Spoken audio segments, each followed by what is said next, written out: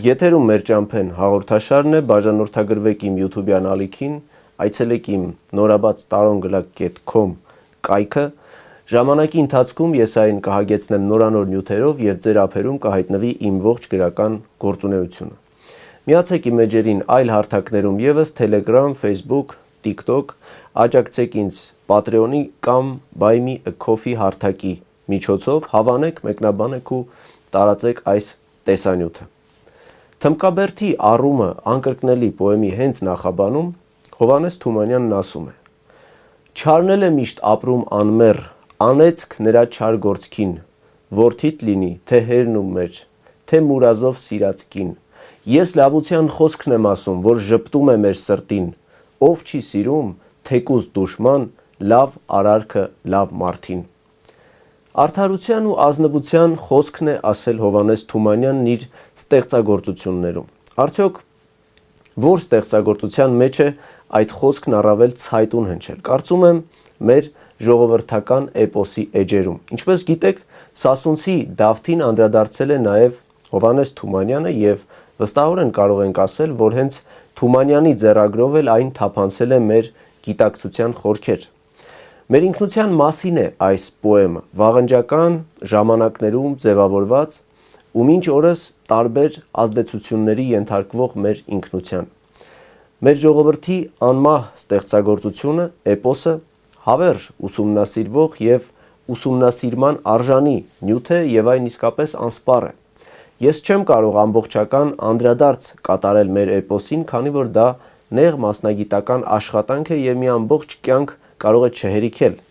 Սակայն ապագայում, եթե բախտ վիճակվի և կյանքն ինձ տա այդ հնարավորությունը, ես կփորձեմ լրջորեն ուսումնասիրել այն։ Այսօր կխոսեմ Սասունցի Դավթի երկու մշակման մասին։ Մեկը պատկանում է Հովհաննես Թումանյանի գրչին, մյուսը Եղիշե Չարենցի։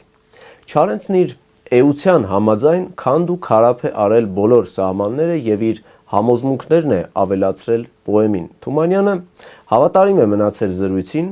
թեպետ արտահայտել է իր վերաբերմունքը, բայց դատավորի դեր չի ստանձնել։ Ինձ համար առավել ընդունելի է Հովհաննես Թումանյանի մոտեցումը, բայց դատապարտելի չէ նաև Եղիշե Չարենցի ուղերձը։ Ի վերջո, ով էր մեր թշնամին։ Մսրա Մելիքը, որ հարձակվեց Սասունի վրա, թե Ձենով Օհանը, ով առյուծ մհերի մահից հետո նրա զենքերը պահեց, այսինքն ժողովրդին զրկեց ինքնապաշտպանվելու հնարավորությունից։ Ահա Չարենցն իր նողկանքն է արտահայտել նախ և առաջ Ձենով Օհանի նկատմամբ։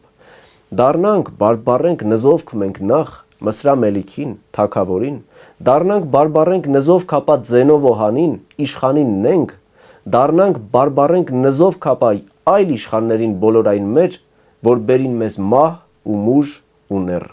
Փառք փառաբանենք ապա մենք մեր առյուծ մհերին, դյուցազնին քաջ, Դավիթին նրա որդուն դյուցազն, մհերին նրա որդուն անմահ,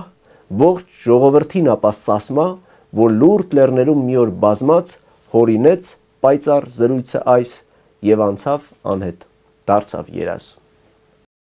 Միայն ուշադրության արժանի հանգամանք մենք սիրում ենք, որ հերոսը փրկում է ողջ ազգին և մեզանից ոչինչ չի պահանջվում անել։ Սակայն հարկ է նշել, որ Դավիթը մենակ չէր և լսելով կռվի մասին նրան օգնության է հասնում քեռին, Դավիթի քեռին Թորոսը։ Սասունցի Դավթին ուներ մի քեռի, անունը Թորոս, ահեղ աժդահա, սա էլ իմացավ համբավը կռվի, մի բարդ իուսին գալիս է ահա։ Ասավ ու քաշեց իր ուսի բարդին, սրբեց բանակից մի 20 վրան, Դավիթն էլ ահա սարի գագաթին կանգնած գոռում է վիշապի նման։ Սա նշանակում է, որ մհերից հետո կռվի պատրաստ մարդիկ կային։ Բոլորը չէ, որ հանձնվել էին, սակայն Ձենով Օհանը, որ մհերից հետո տեր էր դարձել Սասնա աշխարհին, հանձնվել էր իր ամբողջ հոգով։ Ավելին, Ձենով Օհանն ուներ մի կին, Սարիան, ով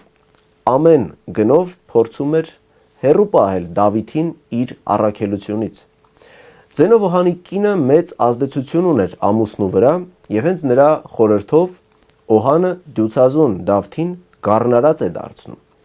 Եթե անգամ դյուցազուն ես, հզոր ուժի տեր, միևնույն է, պետք է ունենաս նաև գիտակցում, թե ինչի համար պետք է ծառայեցնես քո ուժը։ Իսկ Դավթին իր իսկ տան մեջ անընդհատ շեղում էին իր բուն առաքելությունից եւ այստեղ կարող ենք ազատորեն օգտագործել թշնամին տնից կլինի հայտնի արտահայտությունը։ Բայց վայ խեղճ որփին աշխարհքի վրա գրում է Հովհաննես Թումանյանը, թեկուզ առյուծի կորյուն լինի նա։ Եղիշե Չարենցն իր մշակումն ավարտին է հասցրել 1933 թվականին, սա նշանակում է, որ երկրում հաստատված էին սովետական կարգեր եւ գործի էր դրված սովետական քարոզչական մեքենան։ Այստեղից էլ թերևս ծնունդ է առնում Չարենցի մշակման իշխանատյաց բովանդակությունը։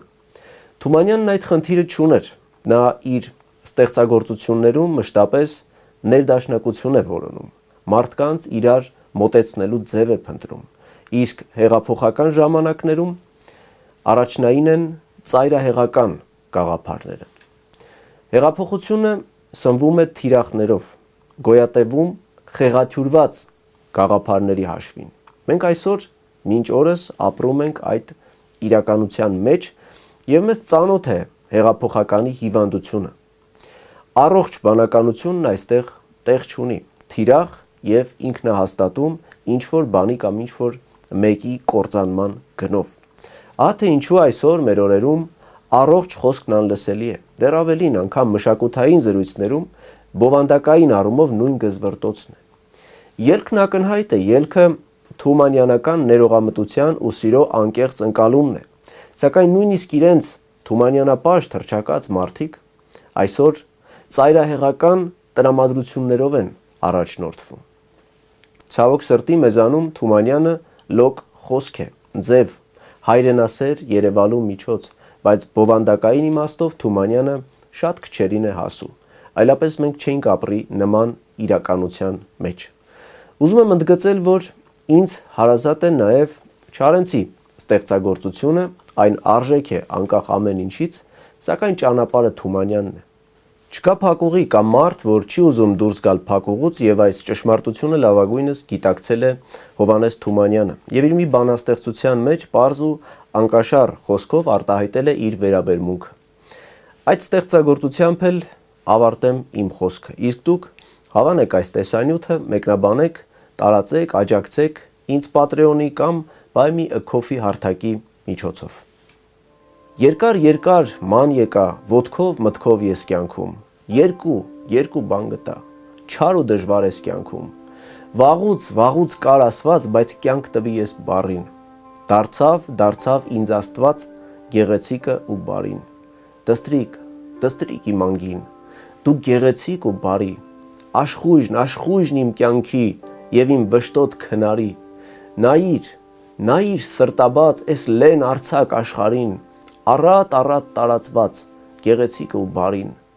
այսքան մոտ ու շատ բախտը փռված մեր կյանքում, մարդը միշտ անբախտ, որոնում է երկնքում։